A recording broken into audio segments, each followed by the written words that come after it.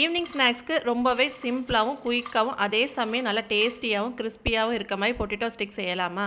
இதுக்கு 3 உருளைக்கிழங்க வேக வச்சு எடுத்திருக்கேன். இந்த மாதிரி கட் பண்ணி சேர்த்தோம்னா கிழங்கு சீக்கிரமாகவே வெந்துடும். இப்போ தோல் எடுத்துட்டு கட்டி எதுவும் இல்லாமல் நல்லா நைஸாக கிழங்க மேஷ் பண்ணி விட்டுக்கலாம். இப்போ இதில் மிளகாய்த்தூள், மல்லித்தூள், கரம் மசாலா, சீரகத்தூள், ஒரிகானோ இல்லைன்னா ஸ்கிப் பண்ணிக்கோங்க. கூடவே 2 டேபிள் ஸ்பூன் அளவுக்கு கார்ன்ஃப்ளவர் சேர்த்துக்கலாம். கார்ன்ஃப்ளவர் வந்து அளவாக சேர்த்துக்கோங்க.